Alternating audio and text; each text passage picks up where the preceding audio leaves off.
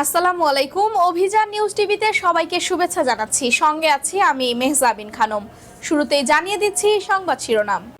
খুলনার দাকুপে পানখালীকে SDG village ঘোষণা প্রধানমন্ত্রীর। বিস্তারিত জানাচ্ছেন মোহাম্মদ শামীম হোসেন, স্টাফ রিপোর্টার, খুলনা থেকে। প্রধানমন্ত্রী ভিডিও কনফারেন্সের মাধ্যমে খুলনার দাকুপ উপজেলার পানখালী গ্রামকে আনুষ্ঠানিকভাবে এসডিজি ভিলেজ হিসেবে উদ্বোধন করেন।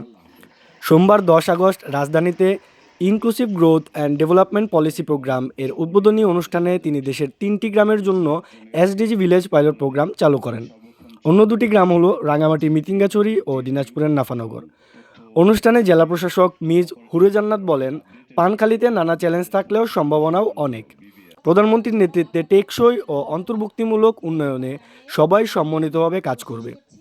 খুলনা উন্নয়ন কর্তৃপক্ষের চেয়ারম্যান শফিকুল আলম মনা পানখালীর নদী ভাঙন, সুন্দরবন নির্ভর জীবিকা এবং দীর্ঘদিনের দাবি পানখালী সেতু নির্মাণের বিষয়টি প্রধানমন্ত্রীর কাছে তুলে ধরে প্রয়োজনীয় উদ্যোগ নেওয়ার আহ্বান জানান।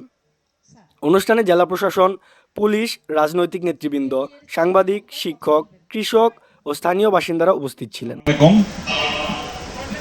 আমি মাননীয় প্রধানমন্ত্রীকে ধন্যবাদ জানাই যে দাকুপ একটি অবহেলিত অঞ্চল। এই অঞ্চলের পানখালী